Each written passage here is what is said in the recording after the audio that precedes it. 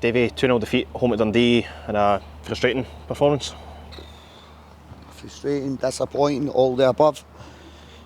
I think there's 11 men in the park. I don't think there's a lot in the game, is there? That's like, you're looking and going, it's got probably 0-0 all over it. But I think we were a wee bit in the ascendancy. No, there was nothing in the game, right? And then a moment of madness for Christian. I'll call it a moment of madness. It's bad decision. It's hugely bad decision. And it's out of character, to be honest, to Christian.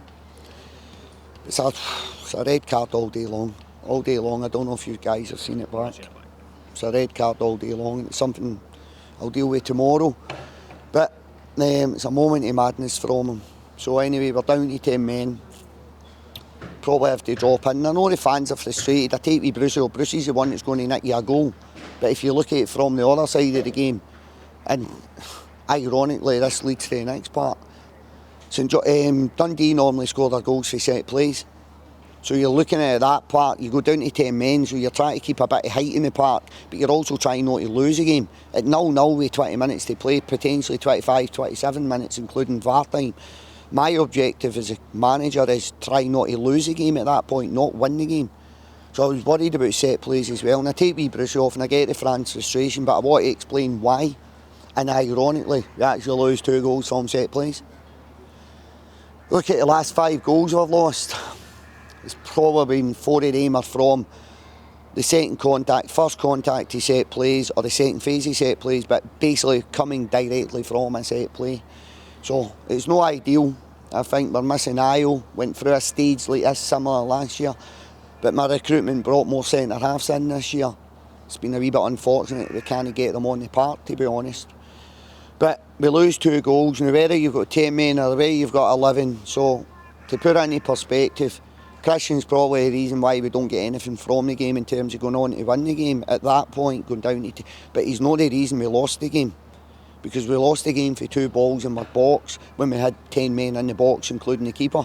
Now, even if we had Christian on the park, Brucey would have stayed up the park for the set play, so you're still defending with the same numbers, still got the numerical advantage because they keep 2 back. Or they ring them round the edge of the box, and we lose two really, really disappointing goals. Very similar to last week, if I'm honest. And I'm going to have to try and fast track boys back as quick as possible to give us a wee bit of cover in the defensive areas, because whether you like it or not, we're not defending well enough as a team at this moment in time. Obviously, first half was a bit of a nothing in terms of kind of both teams, I think. I think we nullified each other a little bit, didn't we? Similar shapes, 3-4-2-1s, they were kind of very similar, kind of nullified one another. Second half, though, it kind of opened up a wee bit, like kind of first 15 minutes or so, and we kind of had a half chance through Sean Kelly, but not much more than that, really. Nah, not much more, but I thought we were actually the team trying to build the play to get the ball into the opposition's half. They were probably a wee bit more hitting you on the counter. So that was kind of the story of the game.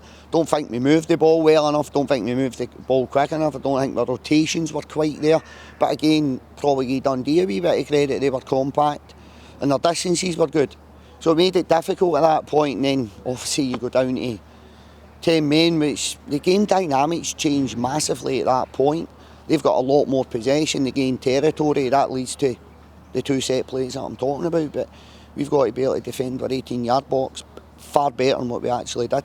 So we didn't see it back in kind of commentary, but you have said Montana was a straight red card, and we're obviously now going to miss him for the next. It's not great. Listen, it's not great. I don't know what to sit here and bury Christian. He's a player. I've got his back, but it's a moment of madness. It's out of character, and I'll deal with it tomorrow. To be honest, because it's not great, and it's not what we coach at the club.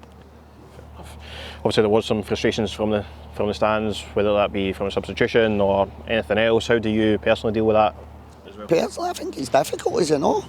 It's difficult. Like, I don't know, there's a section of fans, and I do understand it, they pay their money, but it doesn't help the boys in the park, it doesn't help the staff on the bench, and I get it.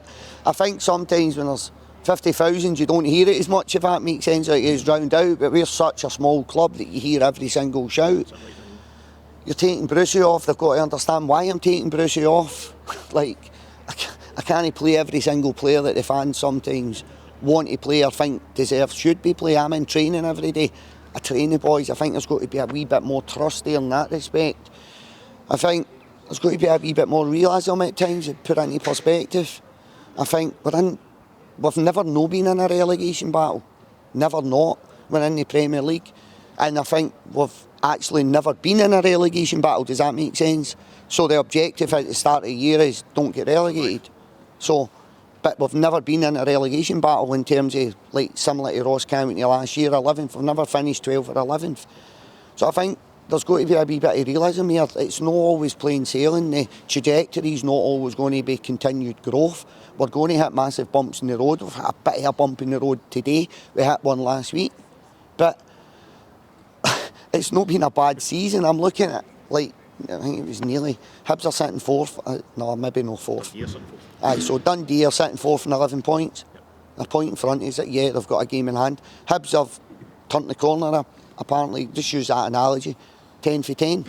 We're 10 for 10, so I don't know. I think it just takes a small section of the crowd to be maybe adverse, a wee bit negative in terms, and then there's another group jump onto it. We got, some just came over to the dugout, and I genuinely, like, shouting abuse out of the dugout, popping it. Come and speak to me, I promise you, like, I'm okay with it, like, and I'll try and explain why I've done stuff, but don't do it with the emotions running high. We need every single fan we've got to try and help turn it around. We lost 2 games of football. But I don't know, there just seems to be an element for the crowd in now that, I don't know, maybe they don't want me at the club, I don't know. Do you think that's maybe a case of that, say we've never been in a relegation battle, but we've always been close to the top 6, especially the last couple of years, that they maybe expect that sort of level all the time? Maybe, but it's good to be hopeful, eh? Like, it's good to, I've got that ambition.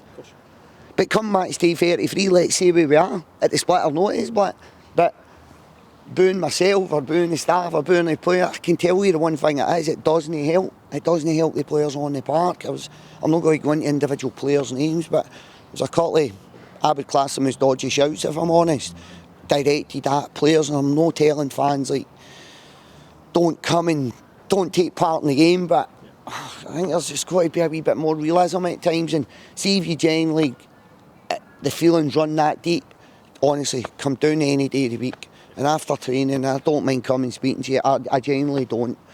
But I think for a club our size to get success, do you know, I think we've all got to be pushing and pulling in the one direction. 100%. Now that direction's not always going to be an upward trajectory. Like, we need the supporters behind us. We lost a couple of games of football. Come and help us.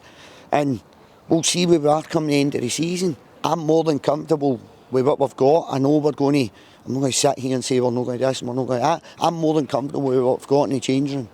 And that we can start hopefully winning games of football as soon as possible. On the flip side of that, obviously there was a few frustrations from the fans, but it's good to see so many in the community here today as well. Yeah, listen, it's disappointing. I think that's probably one of the first games I've had the community tickets in where it's been an adverse result. I think so. I think it's been a draw, it's been a win. But it was disappointing, like, we couldn't send them home with a better experience, if I'm honest. But I spoke it with the written press. On a good season, we win 33% of our games. So 66% of the season where, do you know what, it's not going to be positive. It's not going to be maybe take a draw, take it in the chin and move on. But you lose 50% of your games, generally speaking, you'll lose 50% of your games, if not a wee bit more. So I think for me, at Club of Livingston, it's how you manage these moments, opposed to winning games of football. So hopefully the fans understand that. They're still young, the majority of them. Hopefully understand that, and that doesn't put them off coming to the next game where Dave and John and that have arranged for the tickets to be available. Yep. We do have a busy week going forward. Hearts Wednesday night before going back to Tayside on Sunday. Put this to bed pretty quickly and get focused on Tynecastle on Wednesday night. Yeah, to be honest, I think I gave the boys a scheduled day off yesterday. We'd looked at it well in advance, but spoke about it in the change room, and I think we were all in agreement we need to be in work tomorrow. There's ways to lose games of football, and I mean that in the nicest possible way. Nobody likes losing games of football, but in the manner of defeat last week, it was a wee bit similar. So we'll all be in at work tomorrow, get this out of our system tomorrow, back in Monday morning, so we can put real focus on the Hearts game. Is that the desire that you see from the boys, that they want to come in, they want to put wrongs right and get ready? Into the changing room, I'm not going to sit and dictate everything that goes on at the football club. I said, guys, I think we should be in tomorrow. I want to be in tomorrow. I'm not waiting till Monday to get this out of my system. We need to deal with this tomorrow. And they were in agreement. Boys were in agreement. So we're on the same page. For to get any chance of success, we all need to be pulling in the same direction, eh? And I've spoke to the lads about that. It's quite easy for fingers to come out when things are going against you. But do you know what? That's not my way. It's not how I work. And we'll all be in here tomorrow as a group. We'll look at it and we'll move on. So is that your final message to players, fans, supporters, everybody else, that we need to be together to get to? I think it's easy in moments of adversity to be negative, but I think you've got to look over the course of the season. It's pretty like this pattern is pretty consistent over the last maybe 6 seasons. This is what happens. This is what happens. I've been very vocal. I think the budget's been cut this year. It's made recruitment difficult, but I think between the staff, myself and the players, what we've got in the change room is more than enough to keep us in the Premier League. I do. It's match day 10. Match day 10. We lost last week at Kilmarnock. Celtic and Rangers have lost at Kilmarnock, so you've got to put it into perspective there. And we lost today. But 11v11, there wasn't a lot in the game. We lost it through moments of madness and not defending our 18-yard box well enough. So I think you've just got to kind of probably take it in isolation, and that's the difficult part. Make sure it doesn't manifest into the next game, and by doing that, hopefully the fans understand that and can get behind the players. If you like me, if you don't like me, get behind the players. That's kind of what I would say. Get to Tynecastle Wednesday night and cheer the boys on. That's it. Get there in your numbers if you can. Give us as much support as you can. And again, we'll go there and we'll try our best to try and get the club 3 points. And then we'll move on to Sunday, actually, isn't it? Sunday. We'll move on to Sunday's game, but probably shouldn't apologise to fans, but yes, we all know we should be doing a wee bit better than what we're doing at this point in time. But again, it's not an upward trajectory. This is a pretty normal pattern that has happened over the last 6 seasons. You go on runs like this, you go through games like that. It's up to me as a manager to get the best out of the players and try and correct the bad decisions that we're making on the part, and that's my job, and that's what I'll do. No worries. Thanks for your time, David.